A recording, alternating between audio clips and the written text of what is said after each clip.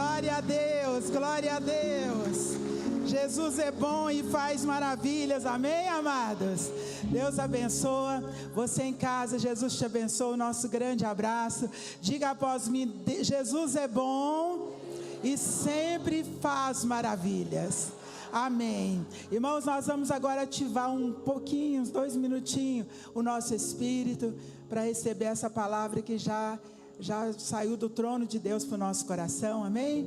Então eu quero, se possível, se você puder, feche seus olhos e comece a exaltar Jesus. Você que ora em línguas estranhas, pode adorar a Deus em línguas agora. Isso, vamos fazer um tributo ao querido Espírito Santo. Esse lugar é teu, querido Espírito Santo. Isso, vamos fazer um tributo. Você está ativando o seu espírito para conectar com o Espírito Santo de Deus. Você está ativando o seu espírito. A carne é fraca para as coisas de Deus, mas o espírito está pronto. Ramachere rebachare, rabalabara.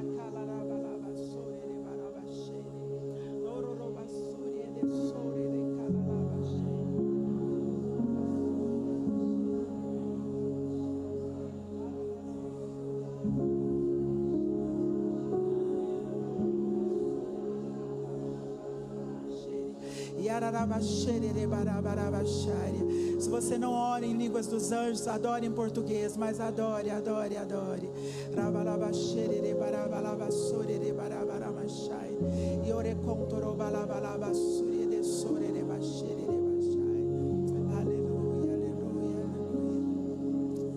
Glória a Deus, amém.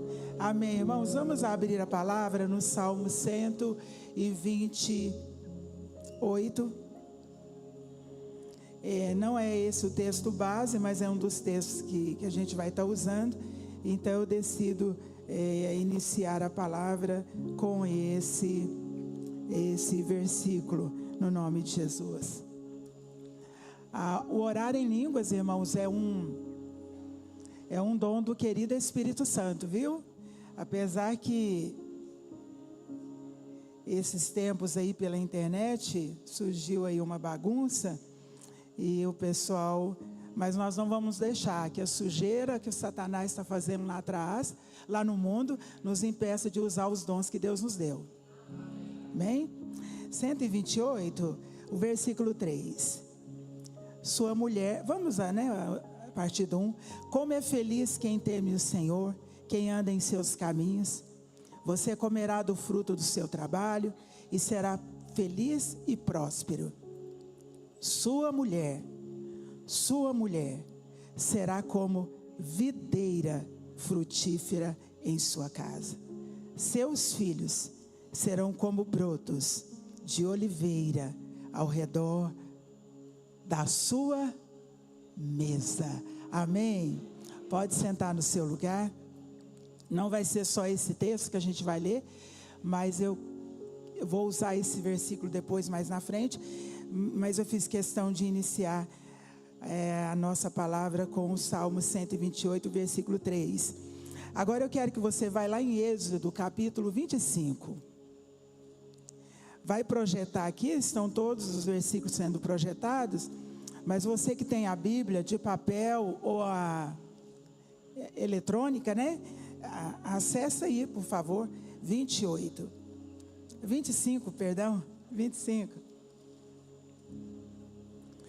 Irmãos, eu quero começar dizendo, nós estamos hoje na série Ainda há lugar na mesa, e o tema que nós vamos hoje, com a ajuda do querido Espírito Santo, sermos alimentados, é que existem 3 bênçãos na mesa.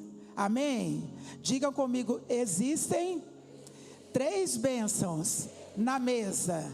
3 bênçãos que encontramos na mesa. Tem mais, viu? Lógico, aleluia, amém. A mesa que o Pai nos prepara, ela é uma mesa farta.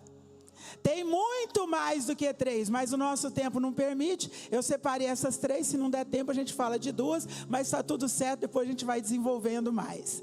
O 25, 3, capítulo 25, 8 e 9. E eu quero começar dizendo que a mesa foi criada por Deus. Olha que lindo, a mesa é ideia de Deus. Sim, Deus tem a unção de marceneiro. Sim, Ele é o Todo-Poderoso. Ele que teve a ideia da mesa. A primeira mesa, aleluia, foi o nosso Abba Pai que desenhou. E é lógico que agora com a evolução da criatividade do ser humano, a sabedoria, né? O Espírito Santo tem feito o quê? Soprado. E aí a gente vê mesa redonda, vê mesa, todo jeito, pés de mesa diferente. Mas a original foi o Abba Pai. Amém? Olha o que diz 25, 8 e 9. 8 e 9. E farão um santuário para mim, e eu habitarei no meio deles, e façam tudo como eu lhe mostrar, conforme o modelo do tabernáculo e de cada utensílio. Agora vamos lá no versículo 30, no mesmo capítulo.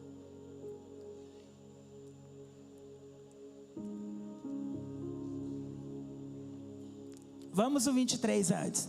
Faça uma mesa de madeira de acácia, com 90 centímetros de comprimento, 45 centímetros de largura e 70 centímetros de altura. Deus é lindo. Revista de ouro. Faça uma moldura de ouro ao redor dela. Faça também ao seu redor uma borda com a largura de 4 dedos e uma moldura de ouro para a sua borda. Faça 4 argolas de ouro para a mesa. Prendas nos 4 cantos. Você tá aí desenhando a mesa? Uma mesa, essa mesa que a gente conhece. Ao redor, nos 4 cantos delas, onde estão os seus pés. As argolas devem ser presas próximas da borda para que sustentem as varas usadas para carregar a mesa. Faça as varas de madeira de acácia, revestindo-as de ouro, como elas se carregará a mesa. Faça de ouro puro os seus pratos e o recipiente para o incenso, suas tigelas, as bacias nas quais se derramam, as ofertas de bebidas. Olha o 30. Coloque na mesa, coloque sobre a mesa os pães da presença. Daqui a pouco eu vou falar sobre isso. Coloque na mesa os pães da presença, para que estejam sempre diante de mim. Então, igreja viva, a ideia da mesa veio de Deus. Para quê? Para ser um espaço para promover redenção e conexão entre as pessoas que estão ao redor dela. E ao redor dela é propício o ambiente, o espaço para promover conversas profundas, curadoras e edificantes. Então diga após mim: Deus sempre tem boa ideia. Cai por terra hoje, não precisa repetir não, eu que estou falando. Cai por terra hoje, irmãos,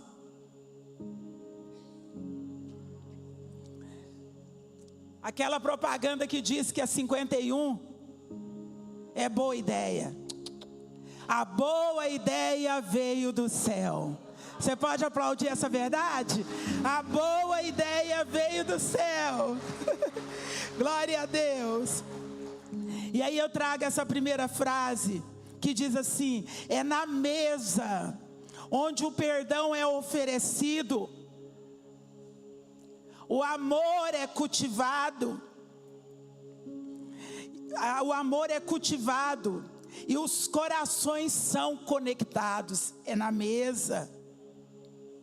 Há um lugar na mesa, é o nome dessa série de maio. E esse tema, ou essa série, o tema da série, vem nos falar de um tempo chamado hoje, de um momento chamado agora, porque a palavra ainda há é um advérbio que significa até então, até este momento presente. Há lugar na mesa, até agora, até esse momento ainda há. Se eu rejeitar o convite, se eu não crer e menosprezar, pode ser que daqui a pouco não há mais lugar. Ainda há, fala de um tempo presente para todo que crê e que queira esse convite. Parece que a gente consegue ouvir a voz do Abba Pai dizendo: ainda há lugar, ainda há graça.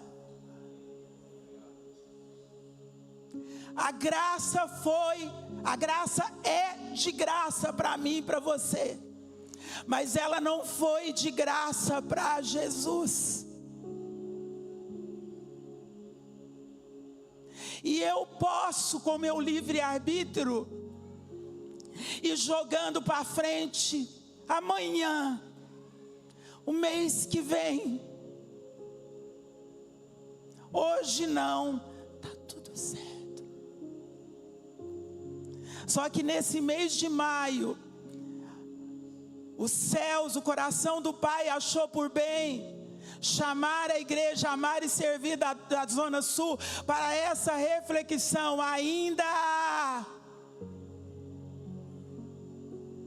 E eu tenho que aproveitar esse tempo, esse chamado.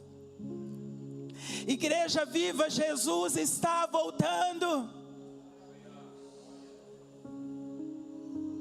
E tem muitos aí querendo saber, será que é o 8º Papa que é o anticristo? Será quem vai ser? E está todo mundo preocupado e correndo e querendo saber, cada um querendo saber mais que o outro. Não tem problema o saber, mas está na hora da gente se aquietar e saber, os sinais estão me chamando para um concerto. Os sinais estão aí.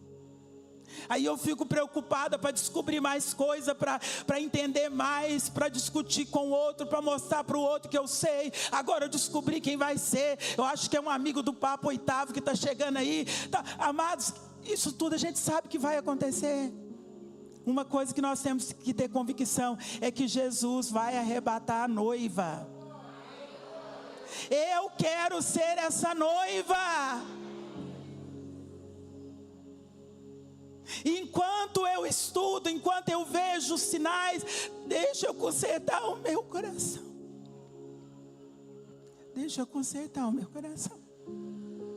Porque Ele vem buscar uma noiva pura, sem mácula, para se assentar nessa mesa. Não, na mesa que Ele já preparou na eternidade. Pode aplaudir. Aleluia, aleluia, aleluia, aleluia. E se eu rejeito essa mesa aqui, eu estou dando um aviso para o céu: não estou pronta para a mesa lá. Irmãos, a igreja não vai participar, não vai adorar o anticristo. Nós cremos que nós somos pré-tribulacionistas. Nós não vamos viver a grande tribulação. Mas se você quiser ficar na grande tribulação, está tudo certo. São só 7 anos de tremenda opressão do anticristo. E aí você anula tudo, o sacrifício da cruz, anula tudo o que o Senhor fez e fica aí. Mas o Senhor vai nos tirar dessa terra antes. Há um escape para nós. Há um escape para nós. Há um escape para a igreja. E eu tenho que estar preparada. Por que eu estou falando isso, irmãos? Ainda há lugar na mesa. Segunda frase que eu trouxe aqui: quando Deus prepara uma mesa, você não precisa implorar pelo seu lugar. Quando Deus prepara uma mesa, você não precisa implorar para o seu assento.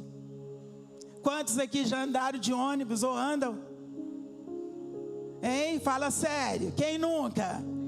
Deu uma empurradinha no outro para pegar um.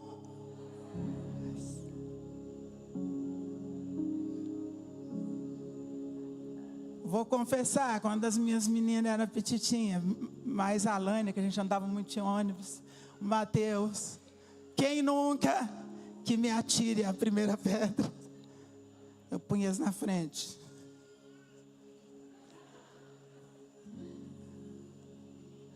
Mas olha que verdade linda. Na mesa que o Abba Pai preparou para mim e para você, não precisa ninguém empurrar ninguém. Tem lugar para todos que querem. Tem lugar para todos que creem. Você em casa tem lugar. Não precisa ninguém empurrar ninguém. É só aceitá-lo como Senhor e Salvador, e o seu lugar está preparado, está tudo preparado. Na cultura judaica, irmãos, a mesa não era apenas um móvel de enfeite. Nas outras mensagens você vai ouvir sobre isso. A mesa que você tem na sua casa, ela é utilizável ou ela é só um enfeite? Lá você põe conta de luz, põe conta de gás. Gás? Não, né? Não, gás não. A água, luz, a conta do aluguel. CDL. Não, como é que é? É, isso aí. Você põe tudo na mesa. Põe um enfeitinho na mesa. Mas veja bem, diga comigo, a mesa é a ideia de Deus. E as ideias de Deus são excelentes, são maravilhosas. Ele não fez, está escrito em Êxodo, Ele não fez com todos os detalhes a mesa para ser apenas um móvel de enfeite na casa. Há um propósito: redenção, conexão, amor cultivado, corações conectados, perdão oferecido. Quem aqui nunca sentou com seu filho na mesa? Quem aqui nunca sentou com a esposa na mesa? Falou: minha querida, senta aqui na mesa. Enquanto a gente toma uma água, ou um chá, ou um café. Nós não estamos bem, eu estou vendo que você não está bem. Cadê os maridos aqui? Glória a Deus, levanta sua mão direita, diga: a pastora é minha amiga. Fala, homem. Sabe lá, tem gente falando, sou sua amiga, meu irmão, e o céu é seu amigo. A sua esposa está caindo pelas tabelas, e você está fingindo que não vê. Sua mesa tem tudo, mas não tem conversa, não tem olho no olho. Você é o machão, enfrenta tudo, enfrenta o mundo. É ganhador de dinheiro, trabalha como um louco. Eu estou bem na fita, tá não? Amém? Cadê as mulheres aqui? Aleluia.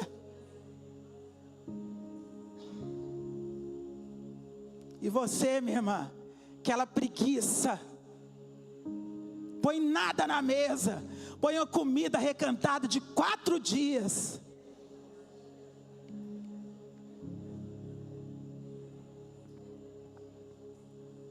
Tá tudo bem, irmãos? O esposo chega pro café, eu fiz anteontem, pega aí. Não está na garrafa azul não, a garrafa azul é chata, está na garrafa vermelha. Esse não foi o propósito da mesa. Sabe, irmãos, Deus está curando a noiva. Tem palavras que a gente não gosta de ouvir não, viu? Porque é um vaso de barro que está falando. É um vaso de barro que está falando. Deus está usando um vaso de barro. Deus está usando um vaso de barro. E usar um vaso de barro para falar comigo, vai. Se fosse um anjo, mas logo a pastora.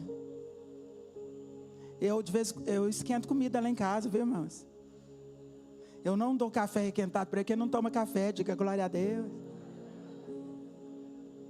Não estou falando assim, estou falando aquela rotina, sabe? Comida esquentada, aquele arroz que faz na panela de pressão, depois joga no saquinho, põe no congelador.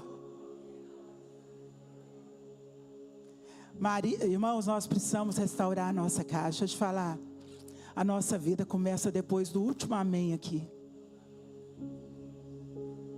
A nossa casa.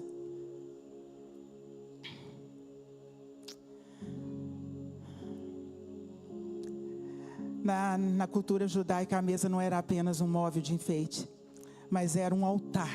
Olha que forte, igreja. Para a cultura judaica, a mesa era um altar. Por isso que eu fiz questão de ler o Salmo 128, versículo 3. 128, versículo 3. Eu sei de como a gente precisa abrir a palavra. 128, 3. A sua mulher será uma videira frutífera. Hoje na leitura a Cris falou sobre a videira, não foi? A mulher videira? A leitura do livro? Depois você pega lá, sei que não está na... Ela falou sobre a mulher videira. Ela, a Tâmara e a Thaís, está com essa leitura maravilhosa, né? É uma videira frutífera em sua casa. Os seus filhos serão como brotos de oliveira ao redor da sua mesa. A mesa, ela tem que ser um altar. Olha a terceira frase, irmãos. A Bíblia representa a mesa como lugar escolhido por Deus para nos aproximar dele. Vou repetir. A Bíblia representa a mesa como lugar escolhido de Deus, por Deus, para que a gente possa se aproximar dele. Quando você lê a Bíblia na sua casa, você está sentado na mesa e o Pai vai te servir com o melhor do alimento. Se é cura, tem aqui. Se é a direção que você precisa, o que você precisar. É por isso, irmãos, quando eu escrevi essa frase, meu coração queimou. Agora vocês vão entender. Põe a mão direita ao lado do seu coração. Você vai entender por que que o inferno, o diabo, luta para que a gente não tenha o hábito da leitura da Bíblia. Porque a Bíblia representa o quê? A mesa, onde eu me assento para me alimentar do Pai. Aí o inimigo fala: não lê não, você não entende nada mesmo. Você já leu semana passada?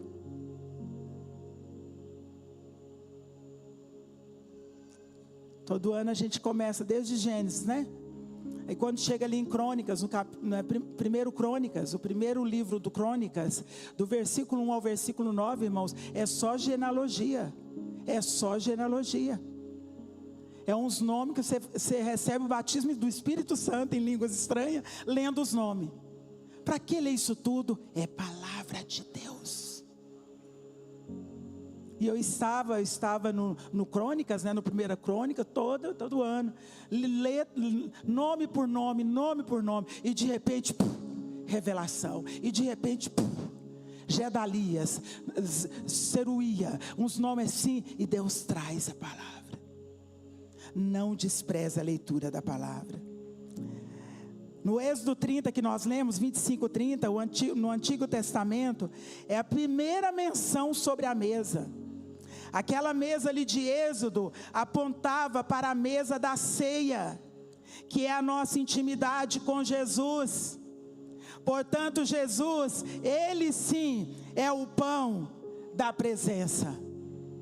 Lá em Êxodo, você vai ver que Deus falou para Moisés: coloque 12 pães na mesa, representando as 12 tribos. O pão da presença não pode faltar.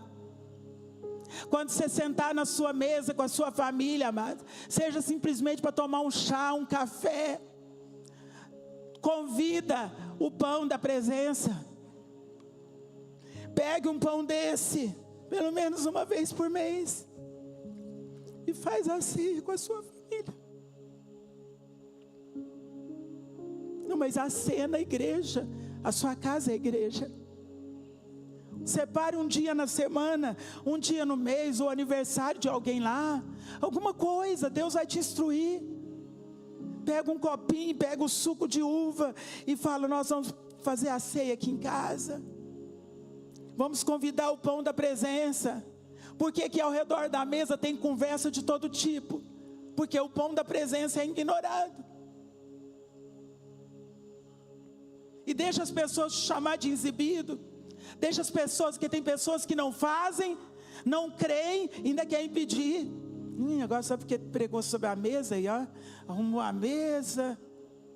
Levanta sua mão e diga: vai ser rotina lá em casa.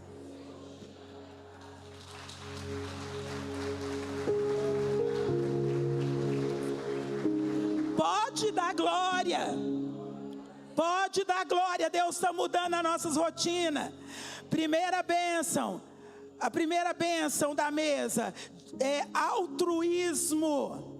O que significa isso? A mesa é lugar de repartir. Não tem lugar para o egoísmo na mesa. Quem aqui nunca, quando nós éramos crianças lá em Araguari, nós éramos muitos filhos, e a minha mãezinha trabalhava de lavadeira, passadeira, e no final do dia as mulheres, as patroas ricas, davam as comidas que sobravam para levar para os filhos da dona Sebastiana. E o que ela fazia? Ela jogava tudo na panela. Quem gosta de mexida aqui? Tem gente mentirosa, não levantou a mão, mas come mexida até de madrugada. Mas está tudo certo. Você em casa também? Não, mexida, o que é mexida? Oi, mexida é aquilo que você põe tudo e mais um pouco, mistura e manda para dentro, o trem é bom. E a minha mãe jogava tudo na panela e não tinha mesa. Mas como a ideia de Deus não falha, sempre tem a ideia da mesa. Ela sentava a gente tudo em círculo e ela punha nos pratinhos a nossa comida. E tinha uma pessoa na minha família, não vou falar quem, se você descobrir, você vai ganhar um chocolate. Às vezes a carne que vinha era pouco, então ela repartia, colocava um pedacinho para cada uma. E essa pessoa esperta da minha família, não vou falar o nome, ela escondia a carne dela na mão. E todo mundo comia. E de repente essa pessoa, muito boa, ela levantava, aí todo mundo comia. Aí ela ficava assim: eu tenho mais carne, eu ganhei mais carne. Aí o que era alegria virava o quê? Briga. A Eliana, não, acabei falando, pegou mais carne, ela pegou mais carne. A minha mãe não, ela não pegou mais carne. Você larga de ser mentirosa. E me bati,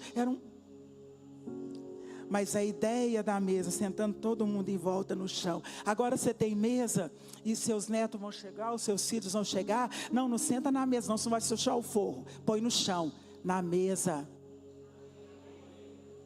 Vai chegar um dia que o forro não vai sujar mais. Eu tenho saudade, já estou sentindo saudade.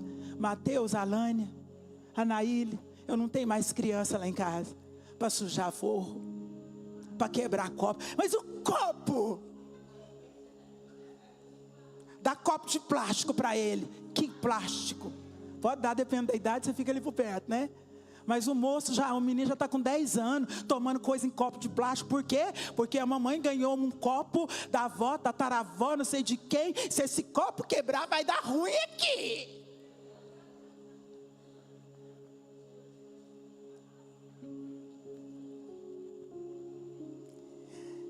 Altruísmo. A igreja de Corinto se reunia, irmãos. A igreja de Corinto se reunia regularmente para as refeições ágapes. Ágape fala do amor perfeito, o amor original. E a igreja de Corinto sempre se reunia para repartir as refeições. Quem era mais abastecido trazia muita comida para quem não era, e ali havia uma repartição de comida. Estava muito bom a igreja, crescendo a unidade. Mas de repente, como em toda a igreja tem, só aqui que não diga amém, tem uns cabeça de ovo, né? Eu vou levar essa lasanha, mas a fulana tem 2 meses que ela não leva nada. Se eu ver ela beirando a minha lasanha, eu vou dar o grito. Aí, isso que aconteceu em Corinto. Abra comigo em Atos, capítulo 2. Atos 2. Aqui nós vamos ler que a igreja tinha o hábito de reunir regularmente. Então, irmãos, quando tiver comunhão aqui na igreja, vem, traz o que você for trazer. Quando for lá na sua família, traz o que você vai trazer, é redundante, né? Meu Deus do céu. Traz o que você pode trazer, reparta, coma dos outros e ainda leva para casa. Diga aleluia, porque tem fartura. Diga amém, não vai faltar. E se você não puder trazer nada, come. Ontem eu fui num lugar lindo, gente, como estava bom lá. Se a gente puder, a gente ficava até de noite. Que ambiente, que glória que estava lá. Mesa, posta, e a gente sentou ali. E eu cheguei toda alegrinha, né? E eu esqueci de levar, eu não li o convite, né? Mas eu sei que é o hábito, mas eu não levei a porção do alimento. E eu fiquei lá na mesa, e aí tinha umas irmãs comigo, falaram, não, preocupa não, tem muita comida aí. Eu falei, não, eu vou sair para comprar. Não fica. Aí eu fiquei, irmão, mas tanto que eu comi. Tinha coisa demais ali. E ninguém ficou reparando, né? Ela não trouxe nada, e está comendo igual. Comi até, né? Olha aí, 2:42, do 42 ao 46. Eles se dedicavam ao ensino dos apóstolos e à comunhão, ao partir do pão e das orações. Todos estavam cheios de temor, e muitas maravilhas e sinais eram feitos pelos apóstolos. Irmãos, onde tem união verdadeira, onde tem unidade, acontecem sinais e maravilhas. Os que criam mantinham-se unidos, tinham tudo em comum. Vendendo suas propriedades e bens, distribuía a cada um conforme a sua necessidade. Todos os dias eles continuavam a reunir-se no pátio do templo, partiam o pão em suas casas e juntos participavam das refeições com alegria e sinceridade de coração, louvando a Deus e tendo a simpatia de todo o povo. Até o 46. E aí, durante essas refeições, irmãos, eles celebravam a ceia do Senhor. Mas olha o que aconteceu. Agora 1 Coríntios, capítulo 11. Estava tudo bem, né? Que maravilha. O que você trouxe? Trouxe feijão tropeiro, trouxe farofa. A gente já está com fome, né, irmãos? Ainda recebe essas. Deus que nos guarde, né? Aí, olha aí, versículo 20 e 21 do 11. Olha aí, irmãos. Que tristeza. Quando vocês se reúnem, não é para comer a ceia do Senhor. Por quê? 21. Porque cada um come a sua própria ceia, sem esperar pelos outros. Assim, enquanto um fica com fome, o outro se embriaga. Tinha mesa na igreja primitiva, tinha pão, tinha comida, mas não tinha altruísmo, tinha egoísmo. Vou esconder minha carne. Estou querendo ali abraçar a Vanessa e orar por ela, mas eu não vou. Não vou. Quem manda? A luta é dela, não estou nem aí. A irmã Edna, estou querendo lá orar. Deus está me mandando orar pela irmã Edna, mas eu não vou. Eu, hein? Desperdiçar o meu pão?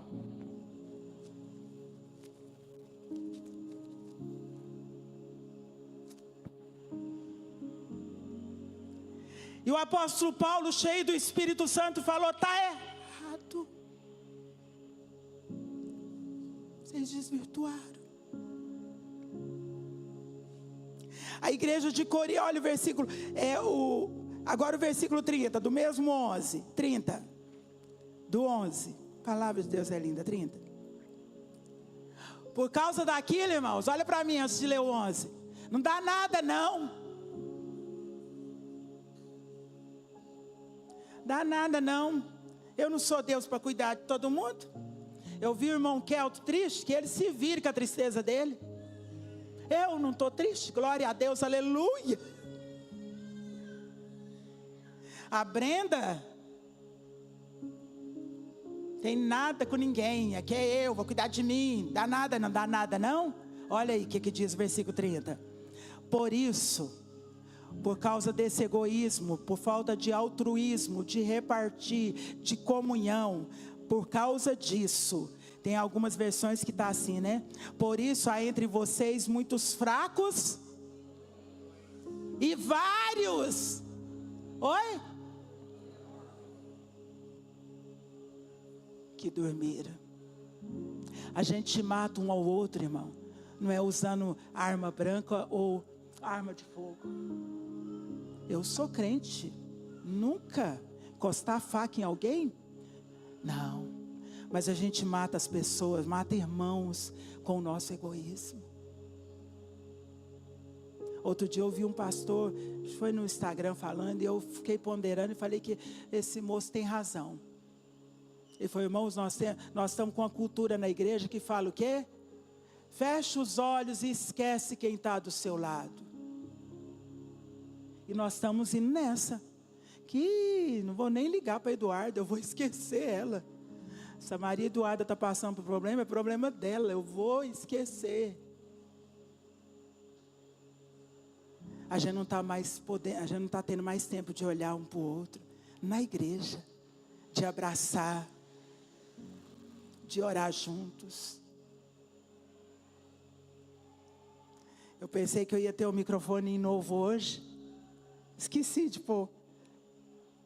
Sabe? A gente não está tendo mais tempo de olhar nos olhos um do outro. A gente vem cultuar. E a gente cumpriu. Está tudo certo.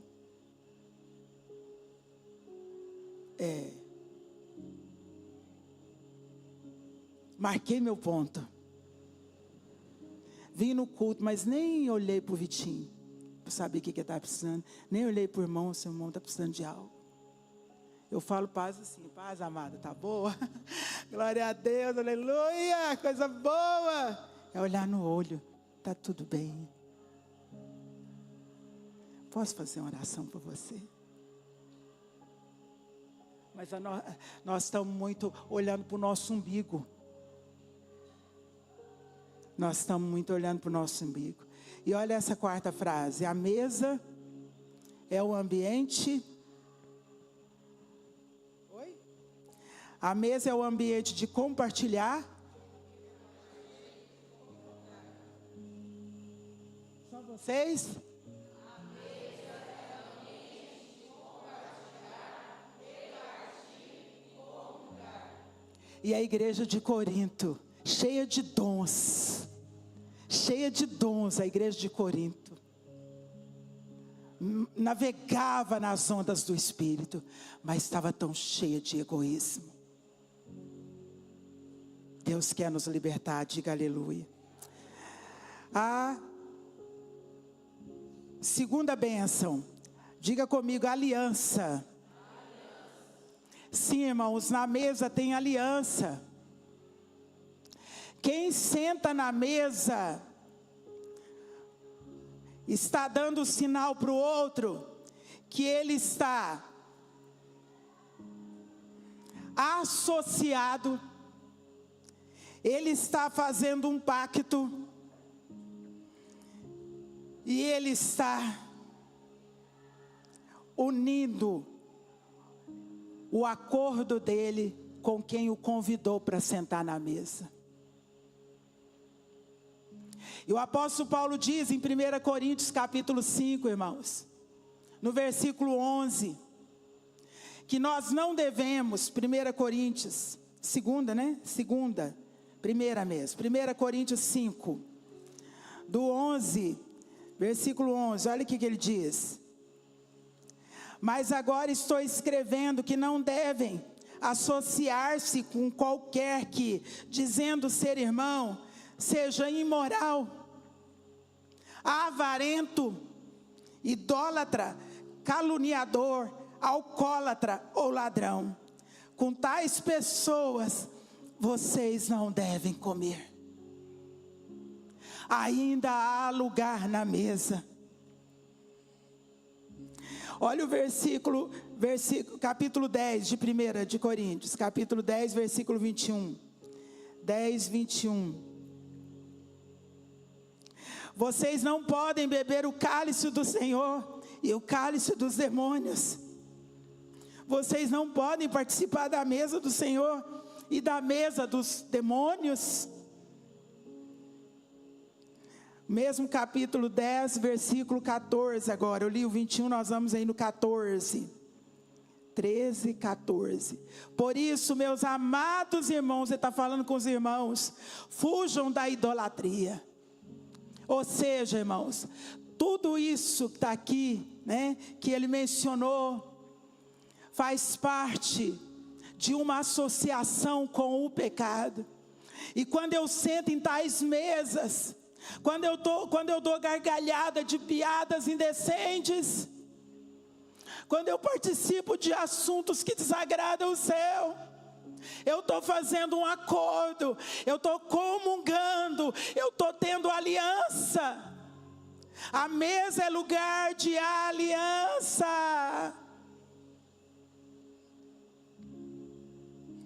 E aqui, irmãos, eu coloquei isso aqui, ó. Se a mesa é um lugar de aliança, então ali vai se manifestar a fidelidade e a lealdade.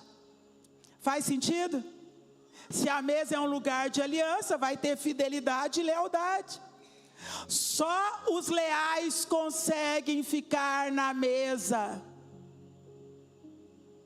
Quando Jesus estava no cenáculo na última ceia, com os seus discípulos, ninguém foi proibido de sentar na mesa, inclusive Judas, Pedro, Tomé e os outros que o texto não fala, mas cada um tinha o seu defeito. Esses três que talvez não sentaria na nossa mesa, mas na mesa de Jesus tinha lugar para eles. Porque uma das coisas que a mesa revela, irmãos, é escandalosa graça. A graça é escandalosa. Uau! O Pedrão na mesa do mestre. Ficar escandalizado. Mas o infiel não permanece na mesa.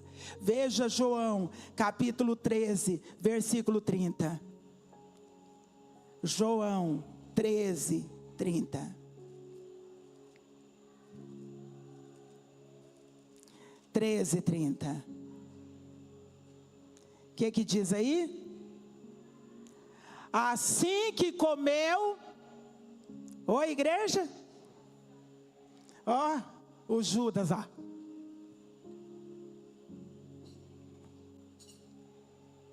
assim que comeu. Porque quem não é fiel não fica na mesa. Está escrito, não é invenção minha não. João 13:30. Ele se levantou e foi embora. Levanta sua mão direita para a gente declarar essa última frase. Diga: eu sou fiel. Eu sou leal. E eu vou permanecer. Aonde? De novo.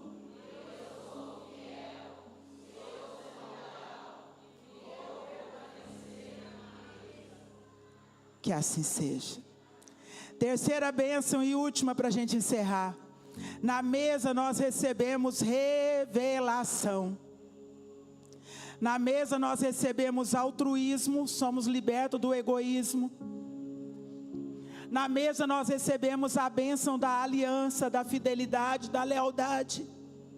Mas na mesa, é na mesa que a gente recebe, na mesa do Senhor, na mesa lá de casa com a minha família, conversando olho no olho, coração conectado, mente renovada, amor transformado. É ali que eu recebo revelação. Na mesa, quando você está na mesa com os seus íntimos, você pode ficar sem sapato, você pode colocar uma roupa mais leve. A mesa é lugar de liberdade, mas é lugar também de revelação. Abre em Lucas capítulo 24, Lucas 24, eu amo esse texto, irmãos. Se desse tempo a gente ia discorrer todo ele, mas não tem tempo. Leia na sua casa, irmãos, leia. Todos esses textos aqui, tem irmãos, eu vi irmãos tirando foto, copiando, leia na sua casa. Seja um crente dedicado à Bíblia. O que for pregado aqui, chega na sua casa, leia, peça mais revelação, amém? Olha o 30 aí, de 24, 30, né? 24, 30, ao 32, ao 32. Quando estava à mesa com eles, tomou o pão, quando estava na mesa, ele tomou o pão, e tendo dado graças, partiu e deu a eles. Jesus tinha tudo para esconder aquele pão, porque na mesa tinha gente indigna, mas ele repartiu. E ele diz, aí o versículo 31, então os olhos deles foram o quê? Abertos, e eles reconheceram, e ele desapareceu da vista deles. 32, perguntaram-se um ao outro, não estava queimando o nosso coração, enquanto ele nos falava no caminho, e nos expunha as Escrituras? Que contexto é esse, pastora? 2 discípulos estão saindo de Jerusalém, indo para Emaús, para Jericó, aliás, estão indo para Jericó, e no caminho de Emaús, eles estão tristes, abafados, o peito doendo, uma decepção tremenda, um desejo imenso de desistir, de desaparecer do mapa, porque Jesus havia morrido. E eles, enquanto caminham, um fala para o outro, pois é, né? E a gente pensava que era ele que ia nos libertar. E o outro falou, mas você viu? Ele falou que no 3º dia ia ressuscitar. Aí esse outro respondeu, pois é, mas hoje é o 3º dia. E não tem nenhuma notícia dele. Mentiu para nós, nos passou para trás. Não, mas como quando a gente foi confiar, né? Tanto que ele era bom. E queixando, irmãos. Irmãos, como que nós estamos caminhando? De que maneira nós estamos andando? Eu venho na igreja, eu tomo Santa Ceia, eu sou dizimista, eu sou ofertante, mas eu estou capengando espiritualmente. Eu estou indo pelo caminho falando dos outros, criticando os outros, julgando os outros, humilhando os outros. Ah, queridos, e a Bíblia diz que quem se aproximou deles? Jesus. Independente das nossas fraquezas, Jesus está disponível a estar conosco no caminho.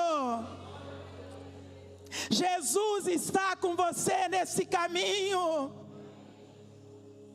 E Jesus se aproximou e ficou ali conversando. Depois você lê, conversando com eles. O que vocês estão? Vocês estão falando sobre o quê? A gente está falando do Jesus o Nazareno. Você não está sabendo, não? Então, ele morreu, tá?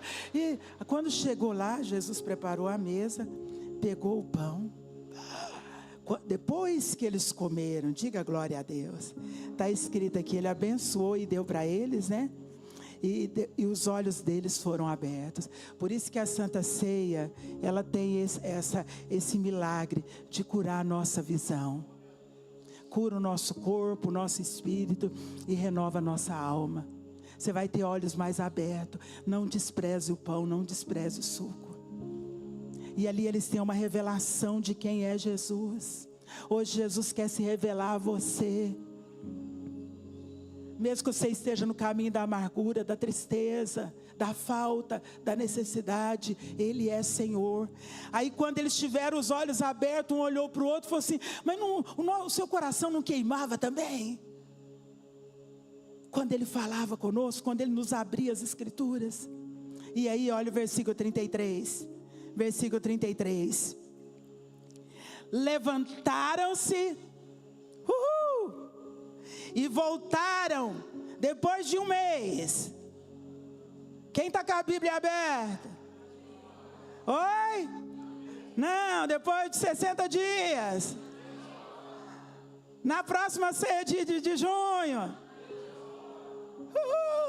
Eles se levantaram na mesma hora, imediatamente voltaram para Jerusalém, encontraram os 11 e os que estavam com eles reunidos, e eles diziam que é verdade, o Senhor ressuscitou, Ele vive, Ele vive. Aleluia, igreja. Quando a gente tem revelação do Cristo ressurreto, não há prisão, não há medo, e ainda há lugar na mesa para nós.